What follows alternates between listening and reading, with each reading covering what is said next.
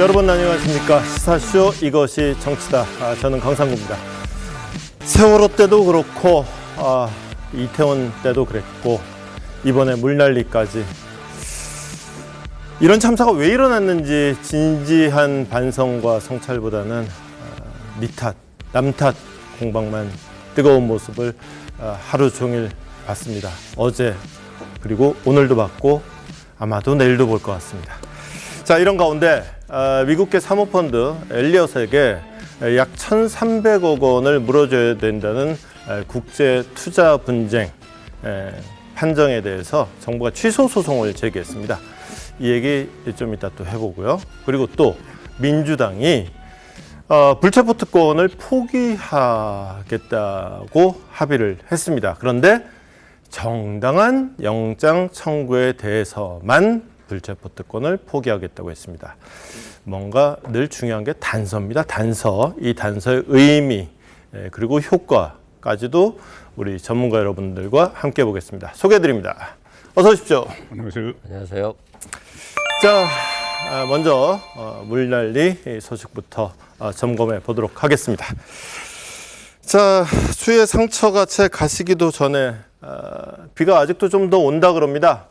걱정이 큽니다. 그런데 수습과 대책을 내놔도 모자랄 판에 벌써부터 정치권이 니탁 공방 시동을 걸고 있습니다. 영상으로 만나보시겠습니다.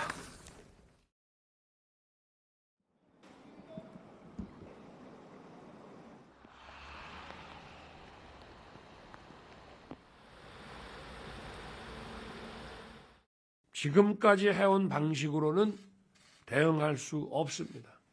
그렇게 해서도 안 됩니다. 천재지변이니 어쩔 수 없다. 이런 인식은 버려야 됩니다. 이거는 누가 뭐 천재지변 절대 아니에요. 이거는 한번 넘쳤다 그러면 그냥 다 쓸어버리는 거잖아요. 아이고, 기가 막히게 그러네. 어떻게 산대? 저희들이 최대한 노력해서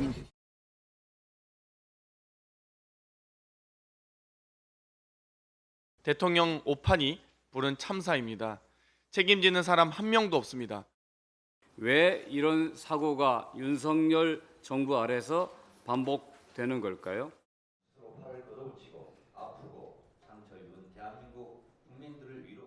재난을 정정의 무기로 쓰는 나쁜 버릇을 국민들이 더 이상 용납하지 않는다는 사실을 명심하시기 바랍니다.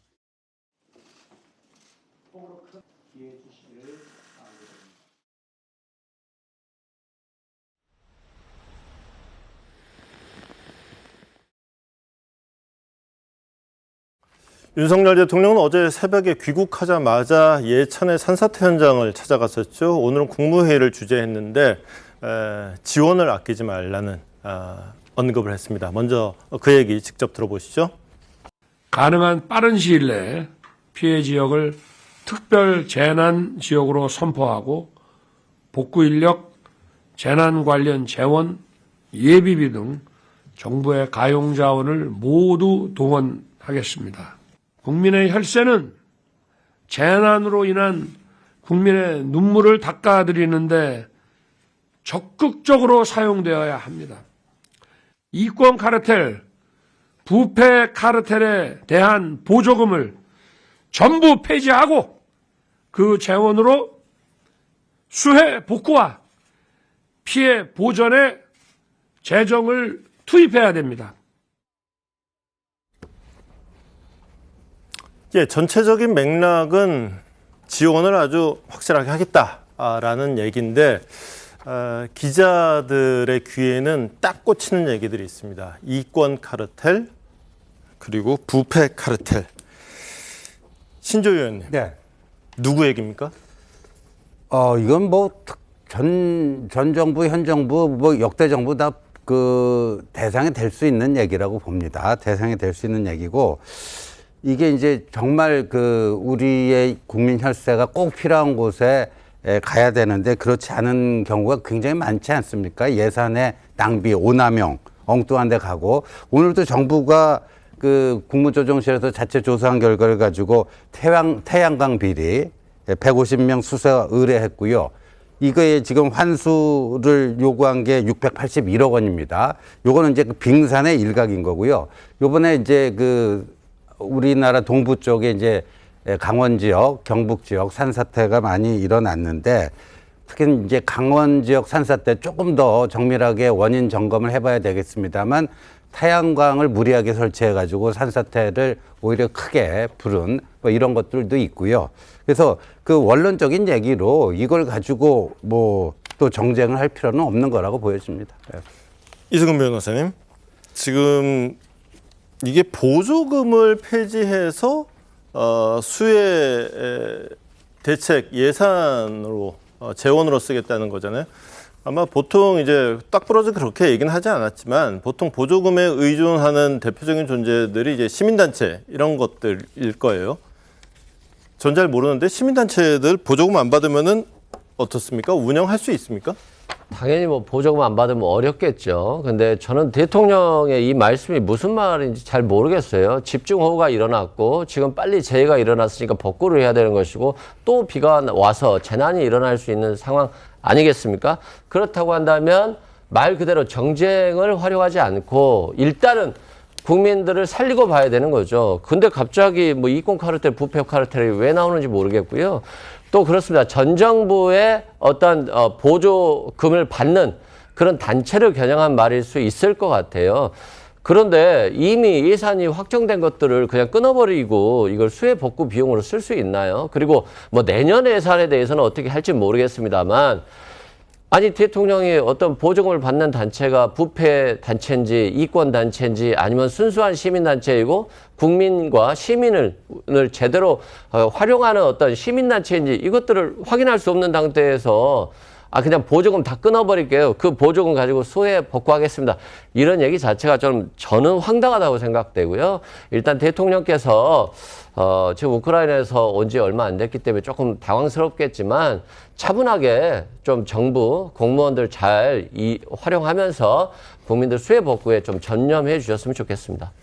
예, 가뜩이나 이렇게 물난리 때문에 시름에 젖은 그리고 심지어 희생자가 많기 때문에 유가족들의 아픔도 깊은데 정치를 하시는 분들이 이 국민들의 아픔을 달래고 위로해 주지는 못할 망정 더 후벼 파는 분들이 계세요. 먼저 민주당의 김의겸 의원입니다. 직접 들어보시겠습니다. 지금 중국과 러시아가 마치 범람하는 강과 같은데 윤석열 대통령이 러시아에 가서 한 행동과 말은 우리 조국과 민족의 운명을 궁평지하 차도로 밀어넣는 것과 마찬가지라고 생각합니다. 윤석열 대통령의 폭주 제발 멈춰주시기 바랍니다. 불행한 사고를 정쟁에 이용하는 것은 국민을 향한 도리가 아닙니다. 사고 수습과 복구, 대책 마련보다 정쟁이 먼저인 정당과 정치인은 역사의 뒤안길로 사라져야 합니다. 저희 일단 이분 얘기 들으면서 지금 국가 안보를 얘기하면서 러시아하고 우크라이나를 구분을 안 하고 쓰고 계신다는데 일단 크게 놀랐습니다. 우크라이나 사람이 저 논평을 들었으면 아마 깜짝 놀랐을 거예요. 윤석열 대통령이 지금 러시아를 갔다고 우리나라 왔는데 이제 이 얘기를 했을 것 같고 문제는 그 우크라이나 사람보다도 당장 우리 국민들이죠. 특히나 큰 희생을 했던 오성 지하차도. 아니 세상에 이게 지금 이렇게 갖다 빗댈 일이냐라는 지적을 받는 게 너무나도 당연하겠죠. 일단 얘기해두고요. 또 하나 국민의힘에서도 또 대충 걸렸으면은 좀 잘못했다 그러면은 넘어감직도 하건만 굳이 잘못 안 했다고 해서 또 안 맞아도 될 매까지 더 벌고 계시는 분도 계십니다. 홍준표 대구시장 계속해서 들어보시겠습니다. 주말에 공무원들이 자유스럽게 개인 활동을 하는 겁니다. 쓸데없이 터집 하나 잡았다고 그래 벌떼처럼 덤빈다. 그런다고 해서 내가 무슨 거기 기죽고 잘못했다 그럴 사람입니까? 이런 때일수록 언행에 각별한 주의가 필요합니다. 부적절한 언행으로 무리를 빚는 일이 없도록 해 주실 것을 당부드립니다. 국가적 재난 상황이 국민을 위해 헌신해야 할 공직자가 그 책무를 다하지 못하면 물론 사회적 지탄의 대상이 되고 나서도 반성할 줄 모르는 적반하장 행태를 보여 국민의 눈살을 찌푸리게 만들고 있습니다. 수해로 전 국민적 피해가 속출하는 상황에 골프장을 찾는 건 공직자의 기본 자세가 아닙니다. 송보훈부장님, 뭐 말하다 보면 말이 좀 부적절한 말을 하기도 하죠. 전들 뭐 방송하면서 그런 얘기가 왜 없겠어요. 근데 잘못했으면은 냉큼 아이고 실수했습니다. 그러면 될 것인데 이 기본적으로 부적절한 비유를 하는 거나 부적절한 골프를 하는 거나 기본적으로 좀 국민들하고 너무 동떨어져 있는 존재들이 된 것이 아닌가라는 생각이 들어요. 그렇죠. 부적절한 뭐 말을 했거나 행동을 했으면 말을 한 사람은 김의겸이죠. 행동을 한 사람은 홍준표 시장인데 그렇다면 그것을 바로 무엇이 문제인지를 알아야지 알고 거기서 해당되는 분에게 그 사과를 하든지 이렇게 이야기를 해야 됩니다. 그런데 김의겸 그 의원은 지금 저 직후에 사과를 했는데 사과를 한 것은 이제 그 피해자 유족들에게 사과를 했어요. 유족들을 뭐 모욕을 했다 해서 사과를 했고 윤석열 대통령을 마치 국민을 어떤 저런 때 구렁텅이에 몰아넣는 대통령으로 표현을 한 거지 않습니까? 거기에 대해서는 어떤 사과도 없었고 또 특히 저 말이 나오는 과정에서 우리가 우크라이나에 윤석열 대통령이 갔기 때문에 지금 민주당에서 그런 말이 나오고 있어요. 앞으로 지금 러시아의 총구가 한국을 향할 수도 있다 이런 말까지 나오거든요. 그런 그 불안한 그 국민들을 불안케 만드는 그런 것을 또 확대 재생산한 그 말이었죠. 그 말이었는데 거기에 대해서는 입장은 그대로고 그 유족에게만 사과를 하는 모습이었고 홍준표 시장 같은 경우는 사실 골프와 관련해서 상당한 논란이 몇 차례 있었습니다. 그동안. 그때 경남도지사 시절에도 뭐 경남도지사배 골프 대회를 열고 또 미국에 출장을 가서 현지 교민과 평일에 골프를 치어서 또 논란이 된 적도 있었고 이 대구시장으로 와서도 또 골프 대회를 유치를 하면서 대구시가 지원을 해서 또 논란이 된 적이 있어요. 그래서 그렇다면 더욱더 이 골프 문제에 대해서는 상당히 신중을 해야 되는 그런 입장인데 아니 공무원이 토요일 날 골프도 못 치느냐 그렇게 이야기를 했지 않습니까? 그런데 얼마 전에 대구시의 젊은 공무원들과 대화를 하면서 뭐라고 했냐면은 젊은 공무원이 우리도 주 4일제를 하면 되지 않느냐 그러니까 퇴직하라고 했어요. 다른 데 가서 해라. 다른 데 가서 일해라. 공무원이 어떻게 주 4일제 이야기를 하느냐. 그러면은 공무원이 상당히 자긍심을 가지고 국가에 헌신하는 자세로 해야지 왜 공무원이 주 4일제를 이야기를 하느냐. 그러려면 민간기업 다른 데 가라. 이렇게 이야기를 한 사람이에요. 며칠 전입니다. 이번에도 저기 대구시 공무원들한테는 비상근무 걸어놨대요. 그 비상근무 걸어놨죠. 그래서 지금 공무원 노조에서도 오늘 홍준표 시장을 비판하는 성명을 냈어요. 우리는 다 근무하라고 1,000몇 명을 근무하라고 하고 본인은 골프 치러 갔느냐. 그러니 바로 며칠 전에 했던 말과도 앞뒤가 안 맞는데 그것을 굳이 무시를 하고 오히려 나에게 터집을 잡지 마라 이렇게 하니 뭐 국민이 그 부분은 판단하시겠죠. 예. 근데 마침 이걸 또 국민의힘에서 징계 윤리위 소집을 또 하겠다고 해요. 뭐 징계할 수도 있겠죠. 근데 하필이면 또 그동안 사사건건 홍준표 시장하고 좀 티격태격했던 김기현 대표 발 징계 움직임이란 말이죠. 요걸 갖고 또 말들이 많은 것 같습니다. 우리 신 의원님. 네. 근데 저거는 또 안 하면 또 안 한다고 또 이상할 것 같아요. 그러니까 우리가 뭐 늘 저럴 때 쓰는 게 있잖아요. 규정에 입각해서 뭐 검찰이 수사할 때는 법과 원칙에 입각해서 하는 거고 저거는 뭐 당원 당규에 입각해갖고 규범에 입각해갖고 처리할 수밖에 없는데 일단 진상조사는 필요할 것 같습니다. 진상조사를 해보고 그 진상이 어느 정도 파악되면 이게 어느 정도 뭐 처분을 해야 되는 것인지 뭐 당의 공식 기구를 통해서 근데 이 대개의 경우 윤리위원회라든가 이런 거는 당 대표의 의중으로부터 독립돼 있는 기구 아니겠습니까? 그래서 뭐 필요한 경우 필요한 조치를 해야 되지 않을까 생각이 됩니다. 진상조사가 필요할 게 있을까요? 뭐 본인이 다 인정했고 본인이 잘못 아니라고 저러고 있는데 사실관계는 다 나온 것 같은데요? 그래도 뭐 누구랑 같이 치는 건지 어떤 정황이었는지 조금 더 정확하게 파악할 필요는 있겠죠. 예, 그건 그렇고요. 우리 박상민 최고위원.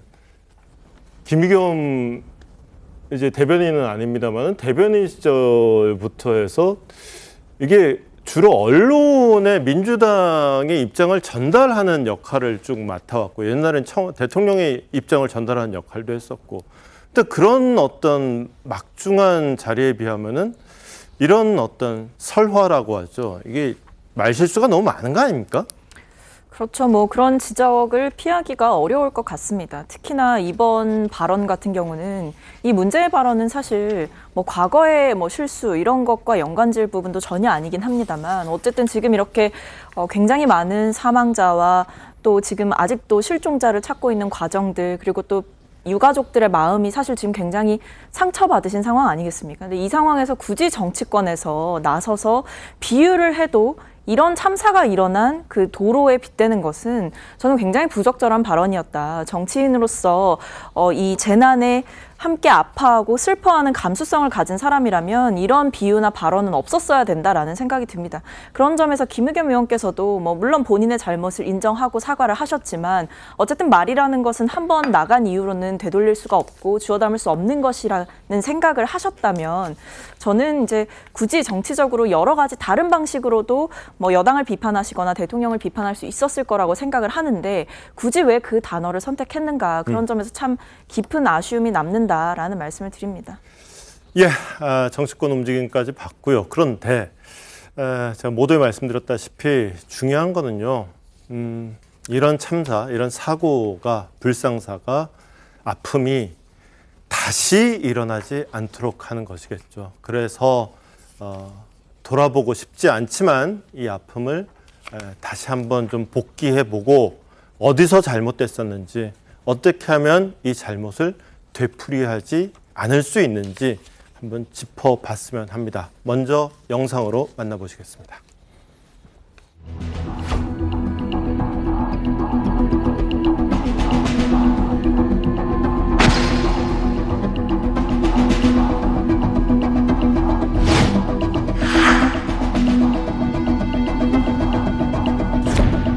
교통 통제를 해달라 뭐 이런 식의 그런 류의 이제 내용은 없었던 걸로 확인이 구청에서 도청으로 전달은 그래서 좀 안 됐었던 것 같고요.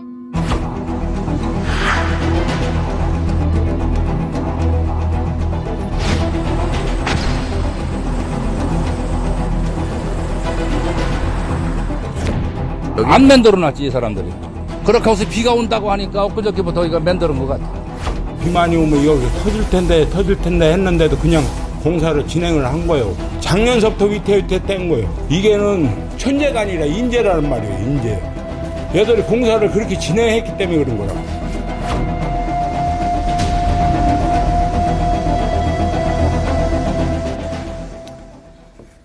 자, 방금 우리는 정치권의 내탓 공방을 봤는데 뭐 정치권이야 뭐 그러면 안 되겠지만 우리 모두 알지 않습니까? 원래 그러라고 있는 사람들이라고. 그냥 저러다가 또 뭐 다른 일 터지면은 또 언제 그런 일이 있었나 싶잖아요. 지금 후쿠시마 오염수 얘기하는 사람 누가 있어요?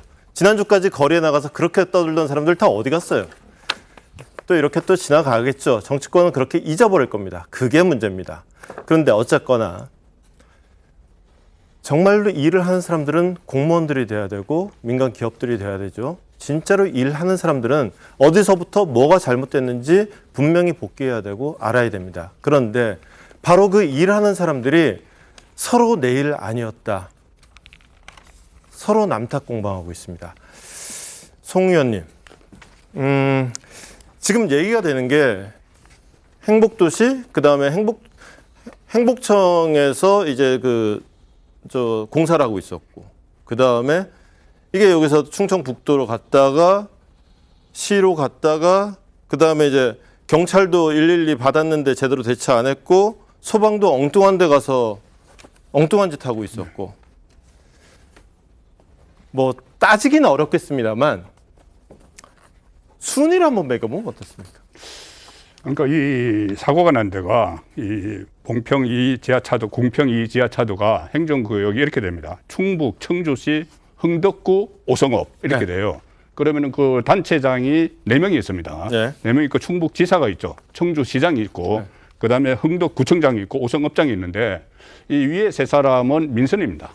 민선 그 단체장들인데 그 지금 상황을 보면은 그 흥덕구는 청주시에 경계를 해야 된다, 차단을 해야 된다고 건의를 했는데 청주시가 그것을 충북도에다 이야기를 했다는 거예요. 근데 충북도는 그 보고를 못 받았다는 이야기를 하고 그 서로 책임을 미루는 이런 상황입니다. 그렇죠. 그래서 이것이 저는 좀 멀리 내다보면은 과거에 관선 때 같으면은 네. 일종의 지휘 체계가 라인이 있지 않습니까? 네. 라인이 있어서 도청에서 이 시청으로 가고 시청에서 구청으로 가고 이렇게 오히려 네. 그 시스템은 그때가 그 작동을 할 수가 있었다고 보는데 지금은 그 민선이 되다 보니 그 시스템이 제대로 작동을 안 하는 것 같아요. 그러니까 광역단체에서 기초단체로 가고 네.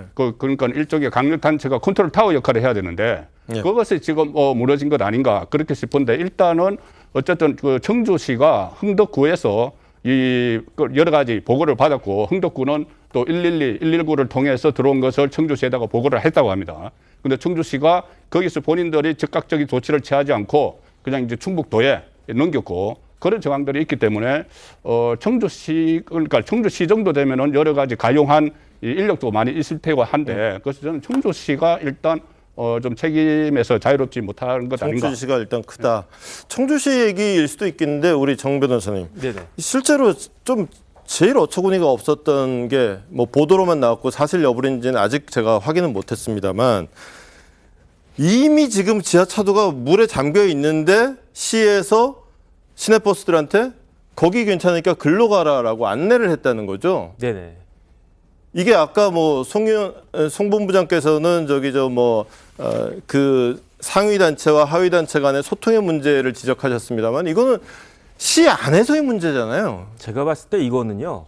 탁상 행정의 전형적인 모습이죠. 만약에 공무원들이 현장을 사실은 뭐 오송이든 어디든 제일 잘하는 사람이 누굽니까? 그 해당 공무원 아니겠습니까? 그러니까 어디가 지대가 낮고 어디가 위험한지를 저희 같은 사람이 어떻게 알아요? 그런데 그 제일 잘하는 사람들이 비가 많이 내리네? 그러면은 한번 가봐야 되겠다 해가지고 눈으로 한 번만 확인을 해봤어도 그 다음에 실질적으로 거기 갈 필요도 없어요. 대개는 CCTV가 있지 않겠습니까? 그러니까 CCTV가 있는 곳 한번 쓱 훑어보면 되고 그 다음에 문제가 있다라고 생각되는 부분이 있는데 CCTV가 없다라고 하면 거기만 나가면 되잖아요. 그런데 그것도 나가지 않고 이미 물이 차기 시작해가지고 한참 위험한 그 지역으로 버스를 몬다. 이거는 제가 봤을 때 말이 안 된다고 생각을 하고요.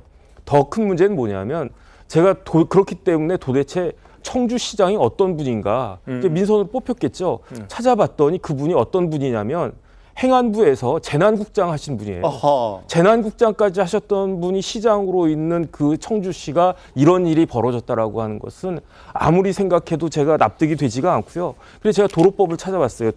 도로법에 도로관리청이 나와 있는데 주요 도로는 웬만하면 이제 고속도로 같은 건 국토부에서 그 중앙 정부에서 관할하는 거고 일반적인 국가지원 지방도는 도지사 책임이긴 한데 아무리 그렇다라고 해도 청주시가 자기 관할하에 있는 그런 도로를 이렇게 방기했다? 저는 납득이 안 되고요.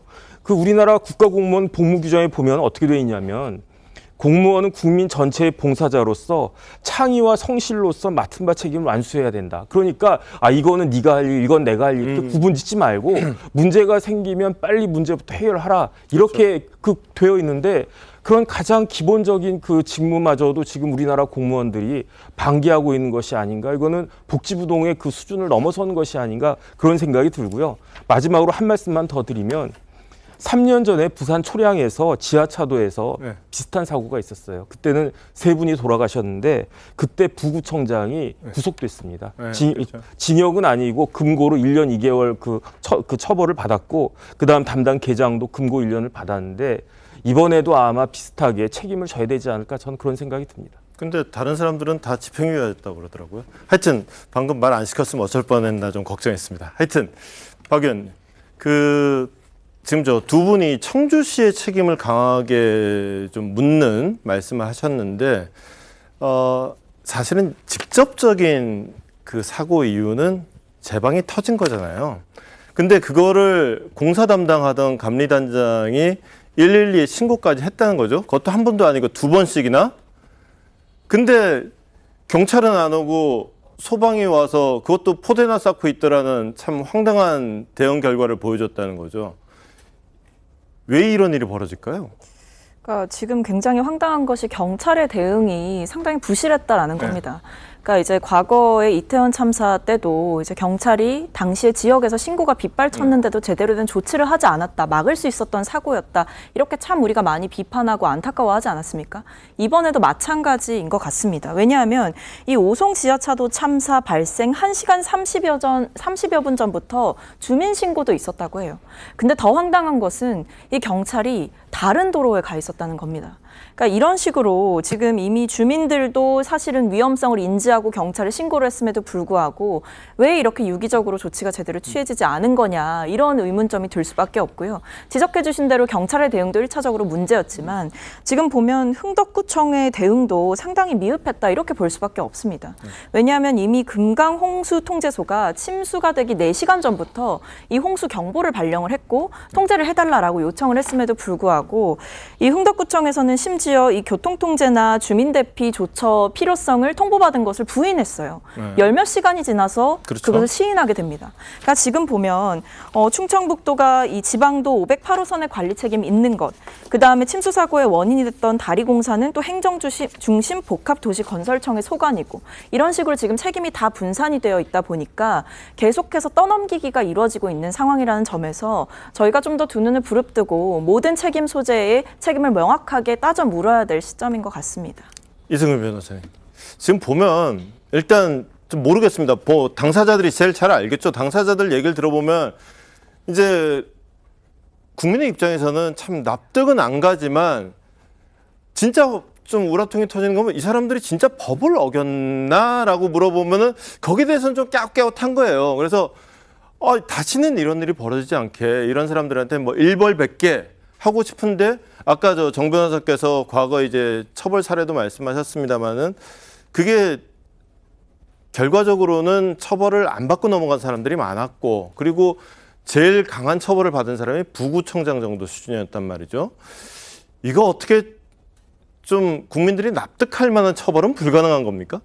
일단 납득할 만한 처벌이 돼야 되는데 일단 내탁 공방을 하는 게 충북도 같은 경우는 물이 안 찼기 때문에 지하도를 막지 못했다는 것이고 청주시 같은 경우는 충북도에 통제 권한이 있다는 것이고 이런 것들이 자신이 법리적으로 빠져나갈 수 있는 길을 터놓는 것이거든요.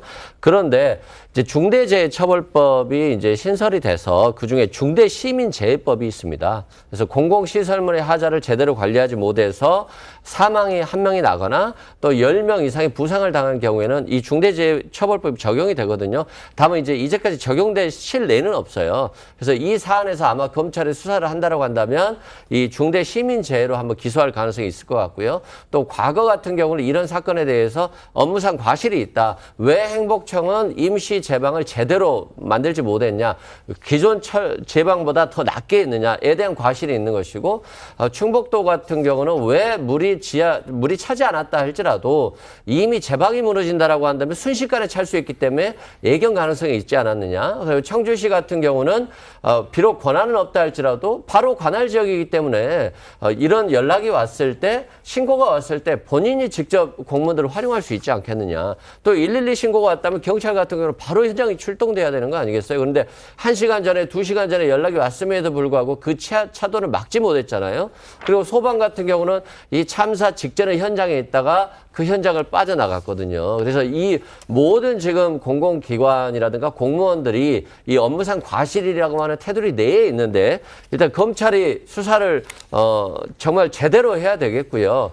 그리고 이런 수사를 통해서 어떠한 책임자 처벌도 이루어져야 되겠습니다만 이 처벌이라는 그런 거예요. 법적 처벌도 중요한 것이지만 정치적 처벌도 중요한 거거든요. 그래서 과거 12구 이태원 참사 때 윤석열 대통령이 행안부 장관 이상민 장관에 대해서 사실상 정치적 책임을 지우지 않았어요.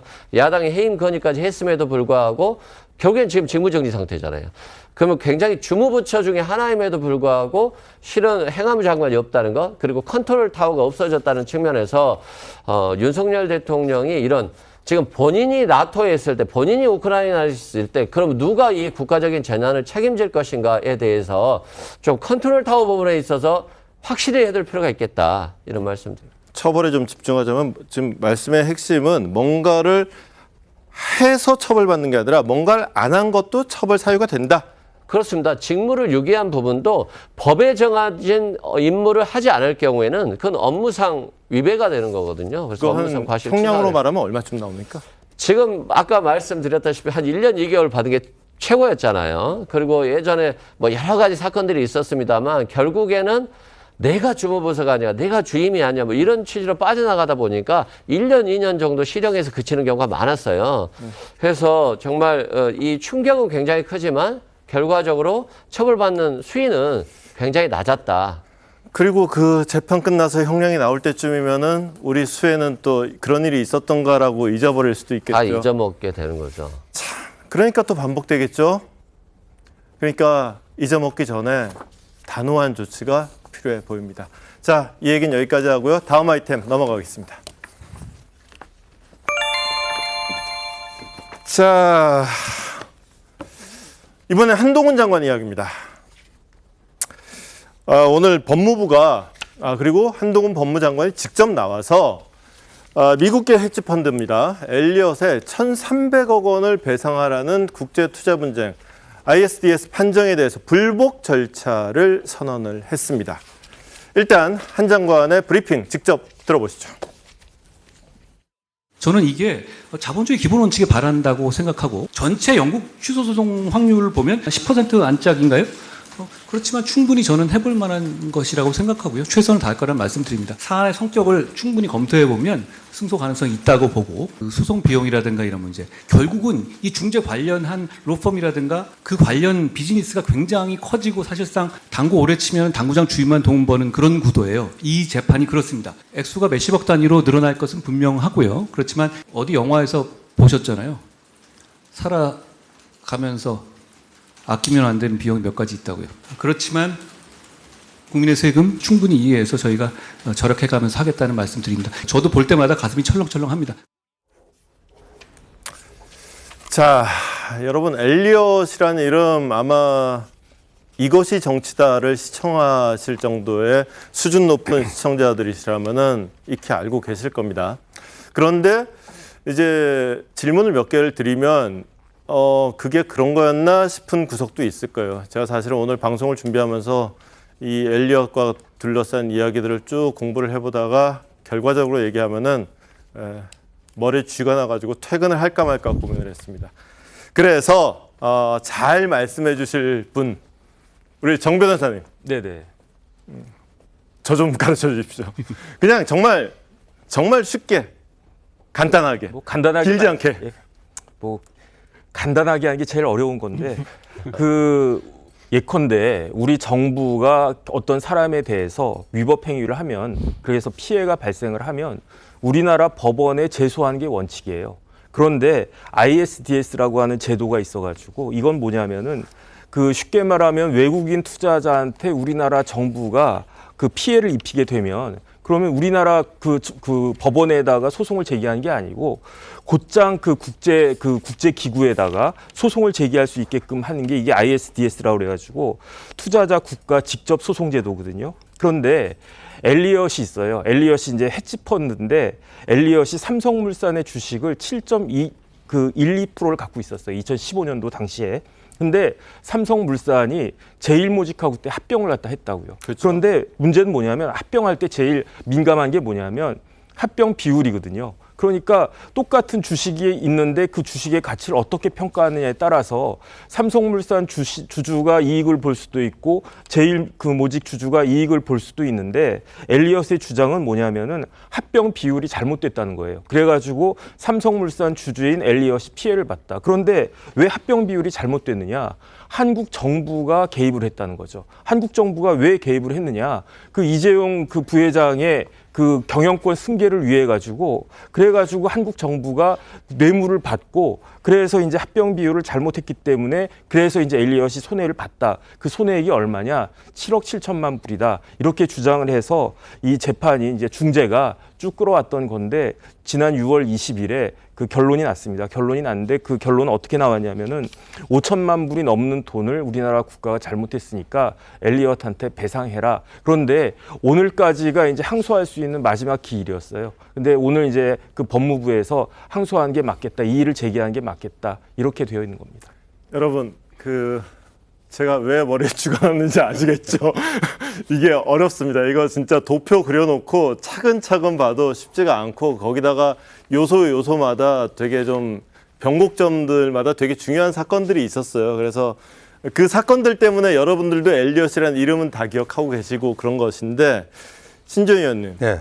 그 지난번에 우리가 가장 최근에 엘리엇이라는 이름을 들었던 거는 그거였어요. 이거 1조 원짜리 소송이었는데 우리 600억밖에 안 맞았어. 우리가 이긴 거야. 이게 가장 최근에 나온 얘기였어요. 네. 근데 지금 이게 600억에다가 플러스 지연이자 뭐 소송 비용 해가지고 1,300억이 된 거예요. 네. 그래서 지금 핵심은 그 1,300억 못 주겠어. 네. 잖아요. 예. 이겼다며요. 그냥 주고 끝내면 되는 거 아니에요? 왜 이렇게 한 장관은 엘리엇과의 소송에 이렇게 그냥 적극적일까요? 이거 판결을 그냥 쿨하게 받아들이고 그냥 돈 주고 돈을 어디서 주죠? 우리 세금이겠죠. 우리 국고에서 줘야 되잖아요. 근데 엘리엇이라고 하는 여기 헤지펀드 아니에요. 헤지펀드는 그야말로 그냥 뭐 물불 안 가리고 자기들 이득만 되면 무슨 짓이든 할 수 있는 게 헤지펀드의 특성입니다. 그러니까 뭐 공적인 펀드, 무슨 뭐 세계 공익을 위해서 무슨 뭐 IMF라든가 월드뱅크라든가 그런 세계 기구하고는 완전히 차원이 다른 곳입니다.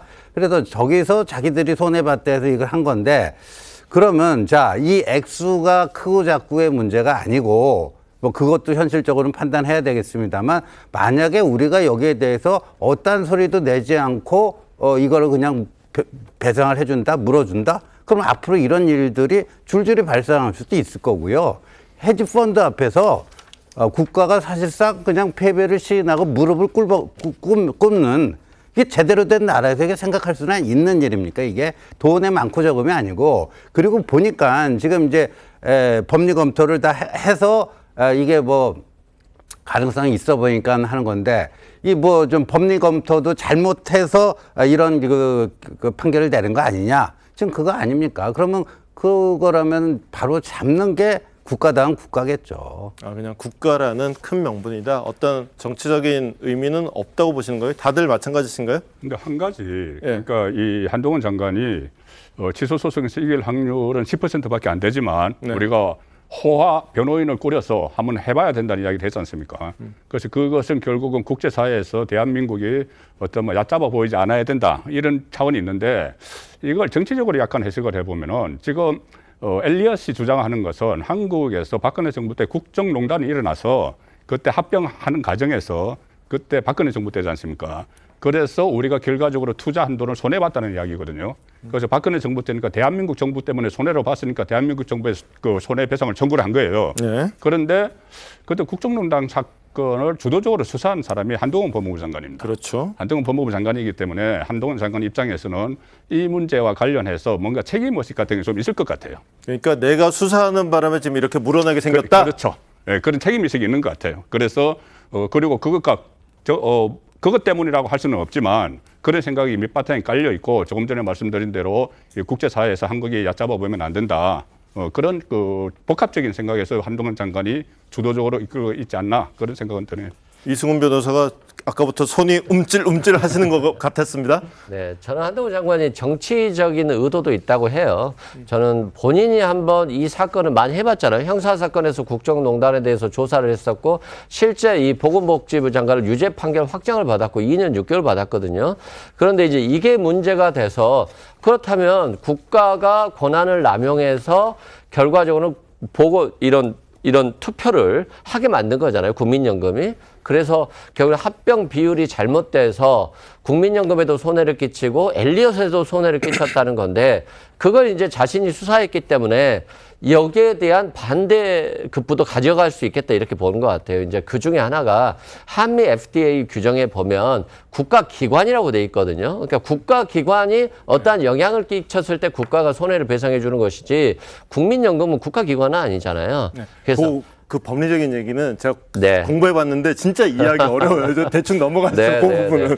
근데 이제 사실상 우리 국민 주주들도 예. 손해배상 청구 소송 했어요. 예. 근데 이제 패소를 했고요. 국가를 상대로 예. 했고. 그래서 마찬가지로 국민연금은 국가가 아니다. 예. 그냥 기관일 뿐이다. 그 논리가 이제 핵심인 거죠. 상법상의 주주로서 투표를 한 거다. 국가기관이 아니기 때문에 이건 이길 수 있다. 이제 본인은 이렇게 보는데 여길 넘어서서 정치적 시도를 충분히 해봐도 되는 거죠. 10%의 가능성이 있지만 자신은 국민의 세금을 아끼고 이런 것까지도 어려운 상황에서도 돌파해냈다. 그래서 이걸 만약에 승소를 했을 때는 자신이 얻게 되는 정치적인 입지도 굉장히 커질 거라고 보거든요. 저는 그것을 위해서라도 좀 위험을 무릅쓰고 왜냐하면 지금 한 700억 정도 패소에는 지금 1,400억이 됐잖아요. 이자고 변호사비까지. 네. 그럼 또 물릴 수도 있거든요. 그런 비난을 감수하고서도 이건 도전해볼 과제다라고 본 것 같아요. 예. 자, 이 어려운 얘기는 이 정도 하시죠. 이게 사실은 제가 시청자 여러분들께 전해드릴 수 있는 가장 쉬운 버전의 엘리엇 스토리였습니다. 좀 이번엔 좀 더 쉽고 하지만 좀 더 관심도 높은 이야기 하나 전달해 드리겠습니다. 한동훈 장관이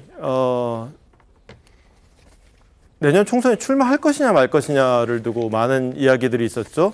근데 어제 여론조사가 하나 나왔어요. 그 여론조사가 공교롭게도 또 저기죠. 낙곰수 김어준 씨하고 또 상관이 있어요. 그리고 또 하필 꼽힌 지역구가 어디냐? 정청래 의원 지역구예요. 그리고 또 정청래 의원이 오늘 라디오에 나와요. 오늘 정청래 의원 얘기부터 들어보겠습니다. 한동훈 장관이 자기의 의지로 출마는 안 할 겁니다. 지금 현재 이 대한민국 법치주의를 제대로 수행해야 되는 일종의 자기의 사명감이 있습니다. 본인이 정치에 뭐 이렇게 의지를 보이고 있지 않다고 생각을 합니다. 그러면 이게 당의 요청에 의해서 끌려나올 수는 있다? 연말이 가까워지면 변화가 있을 수 있기 때문에 그런 그 경우는 좀 다시 한번 고민을 해야 될 것으로 보이긴 합니다만. 한동훈 마포 출마, 정청래 자객공천 이런 얘기가 나오지 않았습니까? 예. 한동훈 장관의 입장으로서는 의문의 일패잖아요, 지금. 본인은 가만히 그렇죠. 있는데. 그래서 전혀. 본인도 슬플 것 같아요. 저도 슬픕니다. 그런 실체가 상황이다. 드러나가지고. 그 실체가 그러면 드러나서. 안 올 것 같아요, 마포울로. 왔으면 것이다. 좋겠는데. 저도 대선 주자 한번 이겨보고 싶은 생각이 왜 없겠습니까? 참 정청래 의원이 방송 잘해요. 그 여론조사 그래픽 다시 한번 보여주시겠어요? 그 보면은 그 수치가 35.3 대 27. 정청래 의원이 저렇게 말함직도 한데 밑에 자세히 보시면은 여론조사 오차 범위가 플러스 마이너스 4.3이에요. 플러스 마이너스 4.3이라 그러면은 8.6%의 격차까지는 이건 통계적으로 무의미한 숫자다라는 얘기입니다. 이걸 두고 방송 기사에서 자 예컨대 저걸 제가 뉴스에서 보도하면서 정청래 의원이 앞섰습니다라고 얘기하면은 저 선거보도위원회에서 저는 징계 대상이 됩니다. 그러니까 저런 식으로 얘기하면은 정치인이야 저렇게 얘기할 수 있죠. 저는 저렇게 말을 하지 못하는 사안이라는 거 다시 한번 말씀을 드립니다. 그나저나 다 얘기가 나왔어요. 근데 이제 바로 어제도 제가 한동훈 장관 이야기를 했는데 그러더라고요. 이제 관심은 일단 제가 이 지점에서 여론조사, 제가 좋아하는 여론조사 손들기 몇 가지 해볼게요. 질문 3개 있습니다. 첫 번째 질문, 한동훈 장관은 결국은 정치를 할 것이다. 첫 번째 질문. 두 번째 질문, 한동훈 장관은 내년 총선에 출마할 것이다? 아닐 것이다? 두 번째 질문하고 세 번째 질문하고 같은데 정치는 할 것이다인데 내년 총선은 출마 안 할 것이다도 있을 수 있어요. 그러니까 총선 건너뛰고 더 큰 자리를 놓을 것이다. 더 큰 꿈을 꿀 것이다. 이제 세 가지의 질문이 있습니다. 두 번째, 세 번째 사실은 거의 같은 질문이죠. 자, 시작합니다. 한동훈 장관은 정치를 할 것이다. 이건 만장일치네요. 여기 대해서는 이의가 없고. 그러면 이제 지금 유상범 의원은 아니라고 했던 그 문제입니다. 한동훈 장관은 내년 총선에 출마할 것이다. 두 분. 나머지 세 분은 그러면 한동훈 장관은 내년 총선에 출마하지 않을 것이다. 그러면 그 세 분한테는 아마 이 질문이 또 손을 드는 질문이 되려나요? 그럼 한동훈 장관은 총선 건너뛰고 더 큰 꿈을 꿀 것이다. 아, 여기서 그러면 신지호 의원한테 질문을 드려야 되네. 내년 총선도 안 나오고 큰 꿈도 아니다? 아니, 한동훈 장관 마음을 제가 어떻게 알겠어요. 그리고 저 여론조사 같지도 않은 저런 거를 갖다 놓고 논평한다는 것 자체가 어불성설이라고 생각이 들고요. 좀 전파 낭비다. 전파 낭비다. 그런 생각이 듭니다. 그리고 제가 저 정청래 의원은 또 저런 식으로 이제 그 얘기를 하니까 한마디만 그러면 본인 뭐 공천은 확정적이고 한동훈 그 대선 주자가 오길 바랬는데 안 와서 아쉽다는데 저런 분들이 또 공천도 못 받는 경우가 왕왕 있더라고요. 예. 예.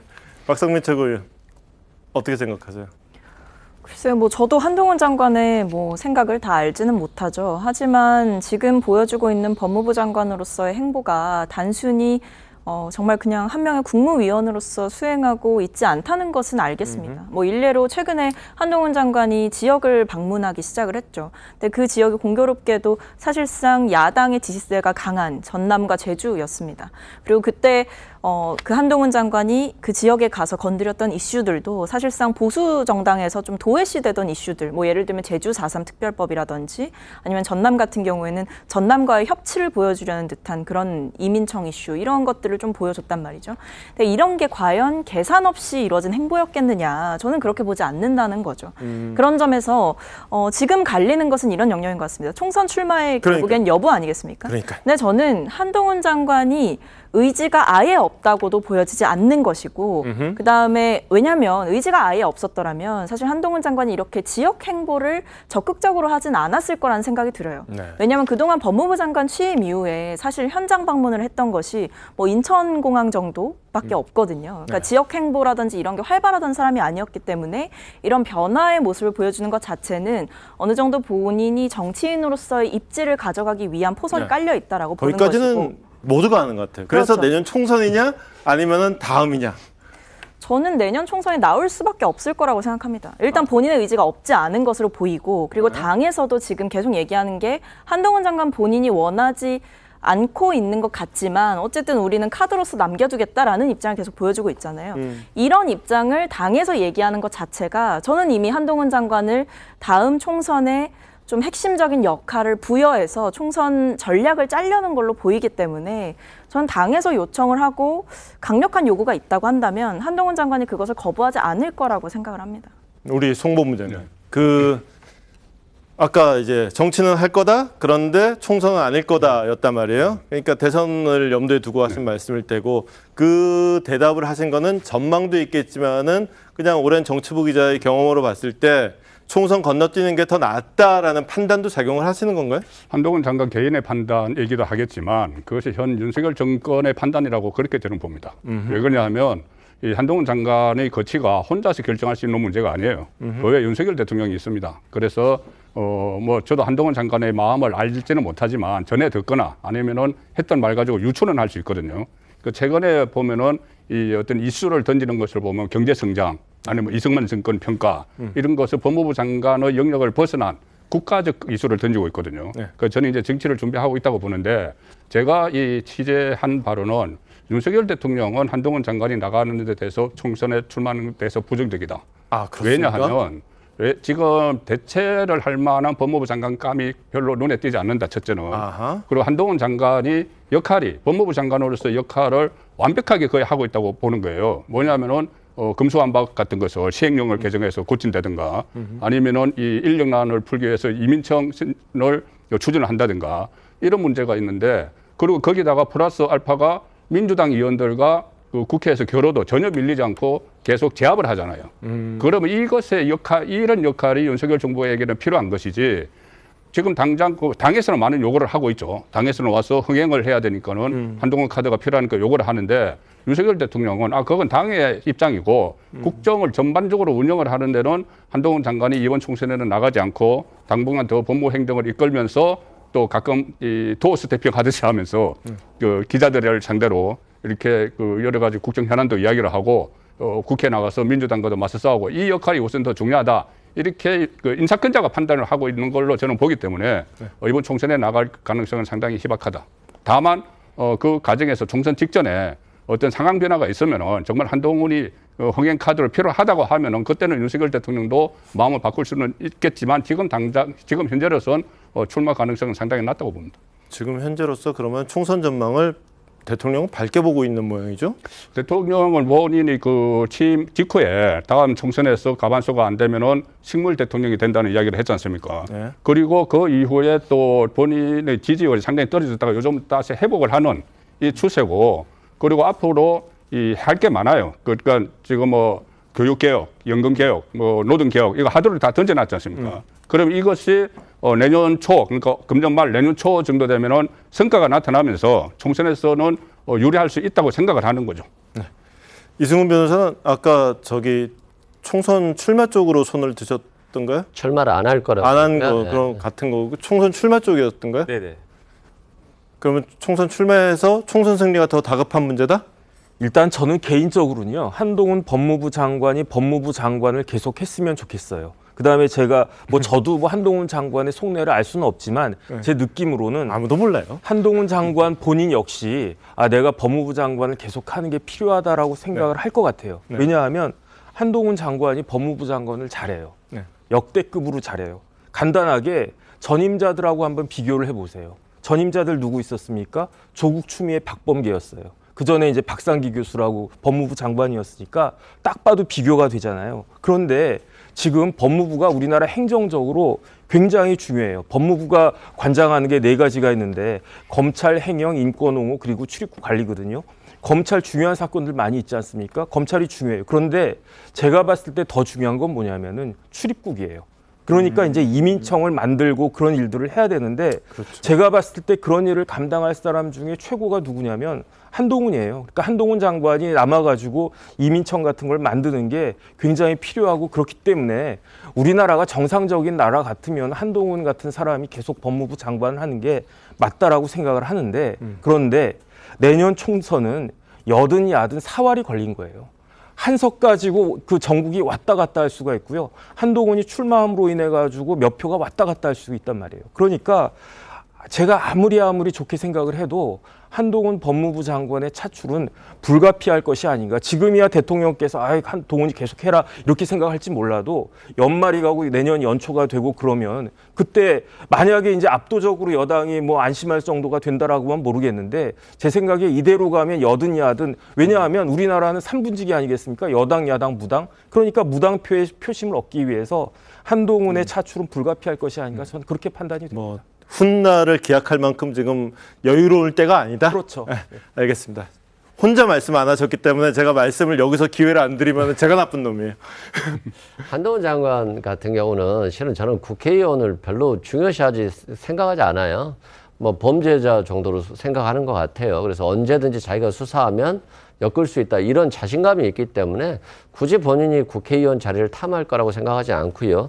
두 번째는 윤석열 대통령이 국회의원 한 자리 더 만드는 것보다는 법무부 장관에 둬서 검찰을 제대로 장악하고 인사권을 제대로 자신의 의지대로 할 수 있고, 그리고 많잖아요. 야당 수사, 이재명 대표 수사해야 되고 전당대회 돈봉투 수사해야 되고 20명 수사해야 되는데 한동훈 장관만큼 강력하게 검찰을 드라이브해 줄 사람이 없다라고 판단할 것 같거든요. 그래서 저는 윤석열 대통령이 국회의원 하나 만드는 것보다는 검찰을 확실하게 장악해서 이런 과제들을 수행하고, 그리고 나서 국무총리 시켜서 대통령 될 수도 있지 않겠습니까? 그래서 저는 국회의원 개인의 한동훈보다는 윤 대통령이 필요한 그런 한동훈으로서 지금 사용하지 않을까. 그런 측면에서 지금으로서는 국회의원 출마는 아직은 별로 필요하지 않다라고 생각할 것 같아요. 네. 아무도 알 수 없는 한동훈 장관의 머릿속을 지금 윤석열 대통령과 그리고 현재의 전국 상황과 연관지어서 한번 짐작해 봤습니다. 이게 사실은 한 장관 머릿속을 모른다지만 진짜 한 장관 마음대로 되는 것만도 아닌 문제라 이런 분석이 아주 의미 없진 않았을 겁니다. 자, 심각한 얘기 잠깐 접어두고 좀 재밌는, 어떻게 보면 좀 감동적인 영상이 하나 준비되어 있습니다. 그 영상 보고 오시죠.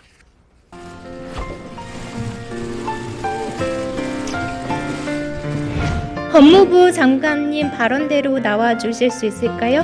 의원님 한동훈 법무부 장관 나와 있습니다. 네, 장관님 알려주셔서 감사합니다. 제가 이 장애인 분들의 입장을 100% 공감하고 이해한다 그러면 거짓말일 것 같습니다. 김 의원님 같은 분께서 저희한테 좀 많이 가르쳐 주셨으면 저희는 선의를 가지고 최선을 다하겠다는 약속을 먼저 드립니다. 걱정은 했었거든요. 네. 혹시 뭐 안 알려주시면 어떻게 하나 했는데 굉장히 소통이 잘 되었던 것 같습니다.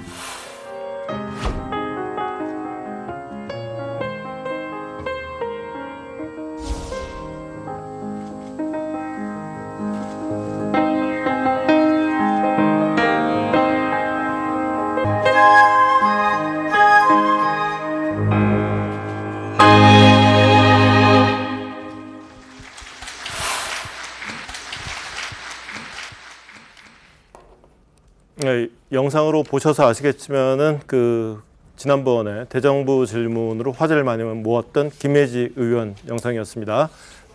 김혜지 의원이 원래 피아니스트입니다. 피아니스트라서 사실은 저는 편집할 때 저 피아노 연주 영상을 좀 더 많이 편집하려고 기대했었는데 조금 제 기대에 못 미치게 짧게 했네요. 저는 개인적으로 아쉬웠습니다. 저 영상 찾아보면 있을 테니까 기회 되면 한번 찾아보시기를 추천드립니다. 자, 저는 다음 아이템으로 넘어가도록 하겠습니다. 조국 장관 얘기 잠깐만 하고 가죠.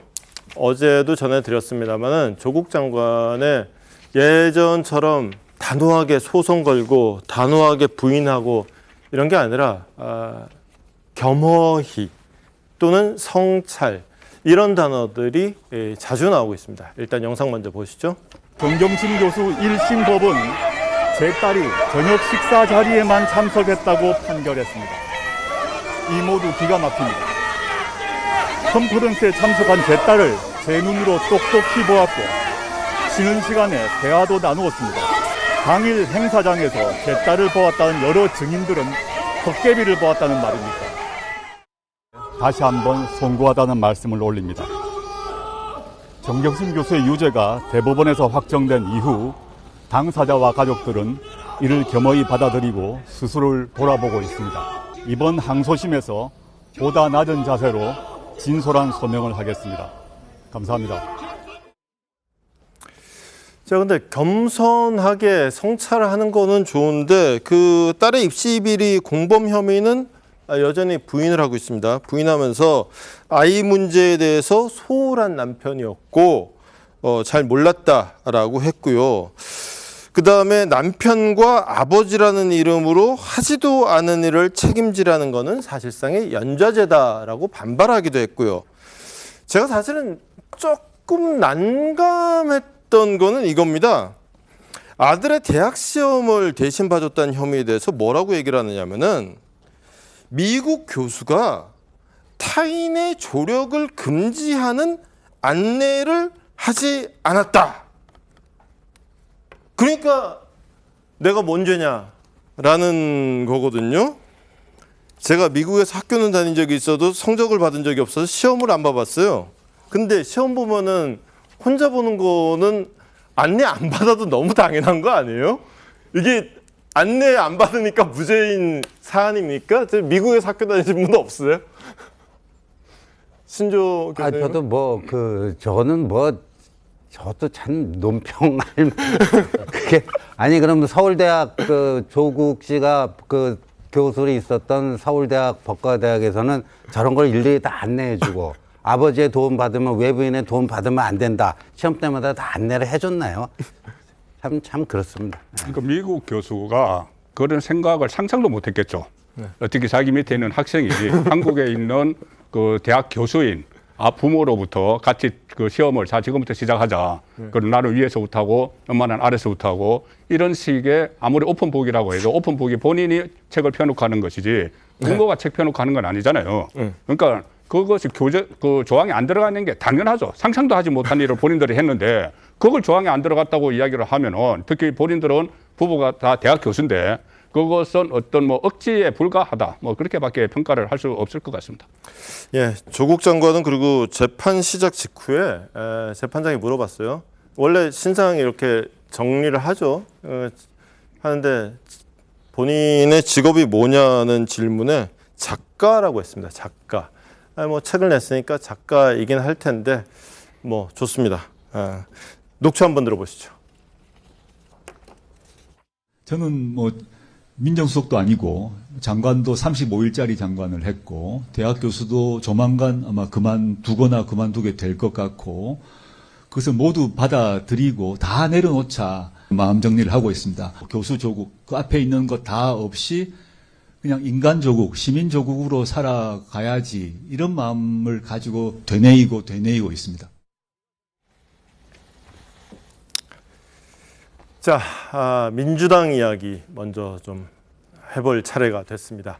민주당이 지난번에는 의원총회를 열었는데 불체포 특권 포기 결의를 하려다가 그거 결국은 결의를 못했죠. 그러고 보류를 했었는데 요거 다시 하기로 했습니다. 발표 내용부터 들어보시죠. 결론적으로 정당한 영장 청구에 대해서 의원들의 불체포 특권을 내려놓기로 의견을 모았습니다. 특별히 이견을 밝힌 분이 없어서 전체적으로 총의를 모아서 기준은 국민의 눈높이입니다. 향후에 검찰의 영장 청구가 있을 때 정당한지 여부는 아마 여론으로 어렵지 않게 판단이 될 거라고 봅니다. 자, 이승훈 변호사님. 정당한 영장인지 부당한 영장인지는 누가 판단하는 겁니까? 결국에는 뭐 의원총회에서 결정하겠다 이런 말인 것 같아요. 그래서 저는 어차피 불체포 특권을 포기할 거라면 그냥 시원하게 좀 포기했으면 더 좋았겠다. 그리고 전에 추인이 한 번 안 됐었잖아요. 어차피 그 다음에 또 할 건데 왜 그랬을까는 좀 의구심이 많이 남았고요. 그렇습니다. 혁신위가 1호로 제시한 거잖아요. 1호. 불체포 특권을 포기하자. 그것이 검찰이 부당한 압력이라고 할지라도 야당 탄압이라고 할지라도 정정당당하게 한번 맞서 싸워보겠다. 자신감 있게 나아가보겠다. 이런 모습이라고 하는 거니까 좀 더 과감하게 포기를 해버렸으면 좋았을 것 같은데 하는 아쉬움은 있고요. 다만 이제 뭐 이해가 될 수 있는 부분은 뭐 정당한 영장 청구라고 해도 뭐 불체포 특권 행사는 어렵겠죠. 다만 이제 정말로 뭐 예상할 수 없었던 어떤 상황이 올 때는 행사할 수도 있다는 여지는 조금 남겨놓은 것 같아요. 그래서 저는 그렇게 뭐 좋아 보이지는 않습니다. 뭐 적절해 보이지는 않는데 그렇다 할지라도 일단 포기를 했다는 측면에서는 그나마 좀 더 뭐 박수를 쳐주고 싶습니다. 박성민 최고위원. 만약에 검찰이 또 이재명 대표에 대한 구속영장을 청구를 했어요. 그러면 이재명 대표는 오늘 이제 이렇게 하기로 했으니까 저는 영장심사 받을게요 라고 할까요? 아니면은 또 국회 본회의에 표결을 붙일까요? 그리고 표결에 간다면 민주당 국회의원들은 이런 결의했으니까 가결이라고 할까요? 아니면은 부결시켜버릴까요? 일단 이재명 대표께서 직접 본인이 이제 불체포 특권을 포기하겠다. 그러니까 영장 실질 심사를 여러 번 얘기했죠. 받겠다라고 공언을 이미 했잖아요. 그것도 교섭단체 대표연설에서 이야기를 한 것이기 때문에 그것을 뭐 상황을 핑계로 또는 사유를 이유 삼아서 회피할 수는 없을 것이다라고 보여지기 때문에 아마 뭐 본인이 영장 실질 심사를 받는 쪽으로 당연히 그렇게 행동을 하지 않을까라고 생각을 합니다. 더 이상의 뭐 예외라던가 부차적인 설명이 붙을 것 같지는 않습니다. 당대표가 그 정도로 얘기를 했으면 국민들께 사실상 대국민 약속을 한 것이고 그걸 지키기 위한 행동이 당연히 수반될 것이라고 보입니다. 그럼 그 정도 각오면은 정당하라는 단서가 꼭 필요했을까요? 그러니까 저도 그 부분이 참 아쉽습니다. 그러니까 이게 지금 보면 뭐 일부 중진 의원들이 의원총회에서 공개적으로 반대를 했다고 하고 그 사유는 검찰의 무도한 수사에 맞설 만한 이제 무기가 필요하다, 방패가 필요하다라고 말씀을 하신 것으로 이해를 하고 있는데 그럼에도 불구하고 이 정당한 영장 청구라는 것이 과연 국민의 눈높이에 맞는 기준이냐, 사실상 민주당 마음대로 자의적으로 판단을 하겠다는 것 아니냐 이런 비판이 충분히 제기될 수 있는 상황이지 않습니까? 그런 점에서 저는 혁신위가 1호 쇄신안으로 내놨던 안인 만큼 좀 더 전폭적으로 조건을 달지 않고 수용을 하는 것이 맞았다라는 생각이 들어서 좀 아쉬움이 많이 남습니다. 신조 의원님. 네. 여기서 배지 달아본 유일한 분이시라. 근데 제가 이 이슈에 대한 의견은요, 민주당 일부 의원들이 이 헌법상에 보장된 권리인데 이 불체포 특권을 포기하는 게 헌법 정신을 위배한다 이런 논지를 잡히더라고요. 얼핏 보면 그렇게 보여요. 헌법에서 보장하고 있는 걸 왜 포기하느냐? 그 포기할 수 있는 권리가 국회의원들이 자의적으로 마음대로 그 포기해도 되느냐? 헌법에서 명시해 놓은 거를 이렇게 얘기를 하는데 이걸 좀 알아야 됩니다. 이 지금 헌법이 몇 년도에 만들어진 것이죠? 1987년 헌법입니다. 60항쟁 그 민주헌법 쟁취 뭐 하면서 태어난 게 지금 6공화국 헌법 1987년 헌법이에요. 그런데 우리나라가요. 그 전에는요. 검찰에서 구속영장을 치면요. 바로 구속입니다. 검찰에서 구속영장을 치면 바로 구속이에요. 그런데 이거를 이제 사법도 민주화해야 된다 해갖고 문민정부, 최초의 문민정부였던 김영삼 정부 들어와서 사법 민주화 조치의 일환으로 영장실질심사 제도라는 게 생긴 겁니다. 그러니까 검찰에서 구속영장을 취소해서 법원이 영장실질심사를 통해서 검찰의 구속영장 청구가 이게 정당한 것인지 이 사람의 인신을 구속시킬 만한 일인지 아닌지를 법원에서 판단하게끔 한 거예요. 그리고 그거는 국회의원들뿐만 아니라 모든 사람들에게 다 적용되는 제도가 된 겁니다. 근데 이제 이 민주당 쪽에서는요, 그 전에 독재 정권 때 국회의원들 막 잡아쳐놓고 뭐 하니까 최소한의 방어권 차원에서 이 제도가 필요하다. 그럼 YS 때 그 만든 그 제도가 바로 그런 거고. 근데 그렇게 하면 되는데 왜 또 그것 플러스 국회의원만에 이거를 가지려고 하는지, 그리고 이게 제도가 생긴 순서를 보면 1987년 헌법이고 그 영장실질심사 제도는 그 이후 아닙니까? 이런 사법의 변화를 보고 자신들의 그 특권도 헌법은 진짜 바꾸기 힘든 거기 때문에 그렇게 안 바뀌고 있는 것 뿐이다. 이런 좀 자각을 해야 됩니다.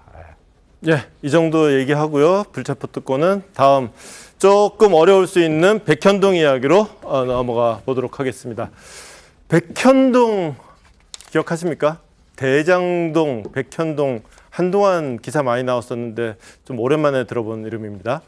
백현동 개발 비리 의혹의 핵심 로비스트로 지목된 김인섭 전 한국하우징기술 대표가 개발 이익을 이재명 대표와 그 측근 정진상 전 실장과 나눌 거라는 취지의 발언을 했다는 증언이 법정에서 나왔습니다. 이재명 대표와 전 성남도시개발공사 사장이 정 전 실장에 대해서 언급하던 모습, 그거부터 좀 잠깐 보시겠습니다. 대장동이라든지 백현동 개발 관련해서 정진상 씨가 계속해서 지사님 밑에 정책실장으로 사인을 했습니다. 이분은 측근이라고 말씀하신 적 있으시죠? 아, 그럼요. 정진상은요? 정진상은 여기서 바로 매일 서로 상의하고 있죠. 정진상이 안 거치고는 아무것도 안 됐잖아, 일이. 이재명이 그렇게 만들어 놓은 거예요. 정진상이 결재가 없으면 이재명이 사인 못 받지. 예, 지금 속보가 하나 들어와서 지금 얘기 중에 잠깐 전해드리고 넘어갈까 싶습니다. 판문점의 JSA 공동경비구역 구역에서 외국인 한 명이 월북을 했다고 합니다. 이게 우리는 그냥 영화에서만 나오는 곳으로 알고 있지만 외국인들이 오히려 관광 코스로 많이들 가는 곳이죠. 그리고 영화로 봐서 아시겠지만은 넘어가려고 마음만 먹으면 넘어가는 것 자체가 그렇게 어려운 일은 아닙니다. 아마 어떤 사정인지 지금 저한테 온 소식은 딱 지금 여러분도 보시고 있는 저 한 줄입니다. 월북 외국인은 군인인지 군 가족인지 현재 지금 신원 파악 중이다. 그러니까 이게 관광객이 아니라 군인일 수도 있다. 지금 전혀 지금 신원에 대해서는 알려진 바가 없다. 지금 여러분이 갖고 있는 정보와 제가 갖고 있는 정보가 같습니다. 하여튼 이런 일이 흔치 않은 일인데 JSA에서 벌어졌다고 합니다. 관련된 소식은 오늘 저희 뉴스9에서 더 자세히 알려드리도록 하겠습니다. 자, 계속해서 백현동 이야기 들어보도록 하겠습니다. 자, 오늘 재판이 있었는데 여기서 백현동에 민간 사업자가 있어요. 정모라는 분인데 뭐 사실은 거의 다수의 매체에서 이분 실명을 거론하고 있어요. 네, 하여튼 이분이 지금 김인섭 전 대표에게 77억 원을 이렇게 준 혐의로 구속 기소돼 있거든요. 이 양반이 이제 재판에 나와가지고 김 전 대표가, 그러니까 여기서 김인섭이 청탁을 들어주는 대가로 200억을 요구했는데 그 절반은 두 사람의 몫이다 라고 했다는 거예요. 다만 그 두 사람이 누군지는 얘기를 안 했어요. 근데 맥락상 이게 이재명이고 정진상일 수밖에 없겠다라고 생각을 했다. 이 얘기를 이게 사실은 우리가 흔히 얘기하는 뇌피셜이에요. 사실은 이게 뭐 이 얘기를 만약에 이재명 대표 앞에서 하면 또 그럴 거예요. 지금 무슨 증거로 그런 얘기를 하느냐고. 하여튼 그렇긴 합니다만은 이런 말을 법정에서 하는 건 다르죠. 정 변호사님. 법정에서 만약에 증인으로서 한다라고 하면 그건 위증죄가 될 수 있죠. 거짓말을 했다라고 하면. 그죠? 그렇기 때문에 법정에서 하는 것은 사실은 대부분 진실을 이야기할 것으로 그렇게 생각을 하는 겁니다. 아니, 사람이 뭐 거짓말 할 수 있죠. 저도 거짓말 많이 합니다. 그런데 이렇게 보통 때 이제 뭐 옆에서 뭐 거짓말을 하는 거 하고 법정에서 손들고 선서하고 그 증언하는 거 하고는 차원이 다른 거거든요. 백현동 다시 한번 생각을 해보면은 종상향이 4단계가 됐어요. 그렇게 해가지고 이 개발업자가 깔끔하게 3천억을 벌었어요. 그런데 종상향을 누가 해줬습니까? 누구한테 권한이 있습니까? 성남시장한테 있단 말이에요. 그런데 이렇게 깔끔하게 3천억, 무리하게 4단계 종상향을 해서 깔끔하게 3천억을 벌게 해주는데 아무런 대가가 없다? 거기에 대해서 의심하는 건 합리적인 거잖아요.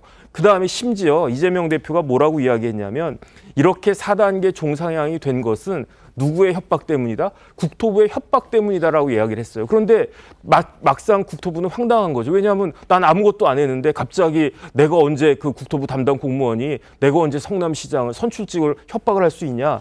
말이 안 된다 해가지고 지금 재판을 받는 게 공직선거법 위반이잖아요. 김문기 처장하고 같이. 그렇기 때문에 제 생각에는 이제 그 백현동 관련해서도 이재명 대표에 대한 수사는 불가피하고 그러면 이제 드디어 불체포 특권을 이재명 대표가 내려놓는다라고 했으니까 과연 법원 앞에서 영장실질 심사를 받게 될지 안 받게 될지 저는 시간 문제라고 생각이 됩니다.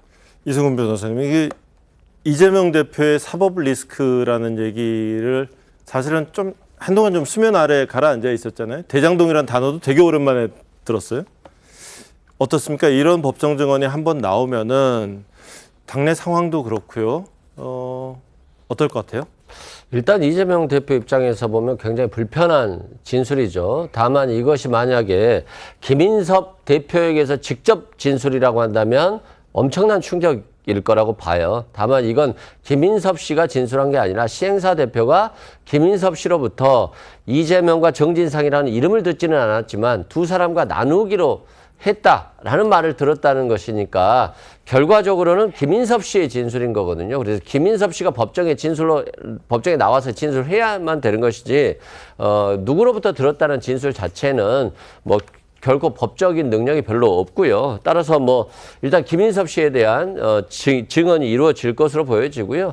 실제 이제 이재명 대표가 여기에 대해서 잘못된 것에 관여를 했냐 아니면 한국식품연구원이 이전을 해야 될 상황에서 8번이나 유찰이 됐고 그래서 공공기관 이전을 해야 되는데 이전하지 않았기 때문에 국토부에서도 VIP의 대통령의 관심사안이다. 뭐 이런 얘기들이 많이 있었기 때문에 그 부분에 있어서 압박이 있었다는 취지의 증언들도 있습니다. 그래서 이건 좀 재판 결과를 기다려보는 게 맞는 것 같습니다. 또 새로운 현안의 등장인지 아니면은 지나가는 일인지 이거는 재판 상황에 달려 있는 것 같습니다. 잠깐만요. 예, 대한민국 이슈의 중심 시사쇼 이것이 정치다. 여기까지입니다. 저희는 내일 다시 찾아뵙겠습니다. 고맙습니다.